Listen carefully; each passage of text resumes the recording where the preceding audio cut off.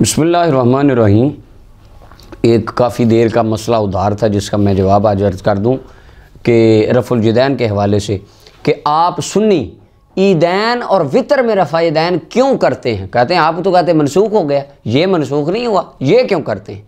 तो ये इसका जवाब सुन लीजिए।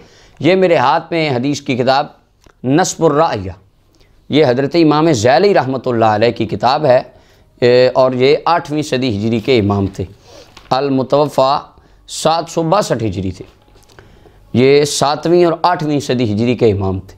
पहली जिल्द है, सफ़ा नंबर 390, इसके ऊपर ये हदीस मुबारक मौजूद है। नबी अलैहिस्सलाम ने फरमाया ला तुरफ़उल ऐदी इल्ला फ़ी सबअति मवातिन। सरकार ने फरमाया रफ़ा यदैन नहीं किया जाएगा सिवाय 7 जगहों के। सिर्फ 7 जगह ऐसी हैं जिनमें रफ़ा यदैन किया जाएगा। कौन कौन सी? तकबीरतुल इफ्तिताह, सबसे पहले नमाज शुरू करते वक्त अल्लाहु अकबर रफ़ा यदैन होगा। और तकबीरतुल कुनूत, और दुआए कुनूत पढ़ते वक्त वितर वाला रफ़ा यदैन भी होगा। और व तकबीरतुल ईदैन, और ईदैन नमाज ईद, ईद उल फितर और ईद उल अज़हा की नमाज़ों के अंदर जो तकबीरात आती हैं, नबी अलैहिस्सलाम ने फरमाया वहाँ पर भी रफ़ा यदैन किया जाएगा।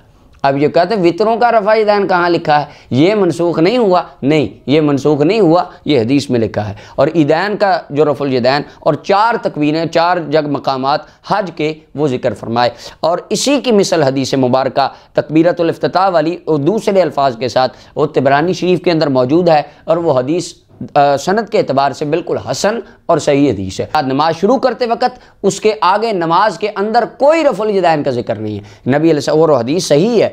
नबी अलैहिस्सलाम ने फरमाया 7 जगहों पे हाथ उठाए जाएंगे, सबसे पहले नमाज के शुरू में। उसके अलावा नमाज के अंदर कहीं पे भी रफ़ुल यदैन का जिक्र नहीं किया गया। और ईदैन और जो वितर वाला रफ़ुल यदैन था वो नस्बुर राया इमाम ज़ैली की पहली जिल्द सफ़ा नंबर 390 हदीस मुबारक मौजूद है। अब पता वाज़े हो गया, अब कोई मसला बाकी नहीं रह गया रफ़ुल यदैन के अंदर कि क्यों करते हो, तकबीरात ईदैन में क्यों करते हो या वितर में क्यों करते हो। नबी अलैहिस्सलाम ने फरमा दिया ये 7 मकामात पे उठाए जाते रहेंगे और सुन्नी क़यामत तक उठाते रहेंगे।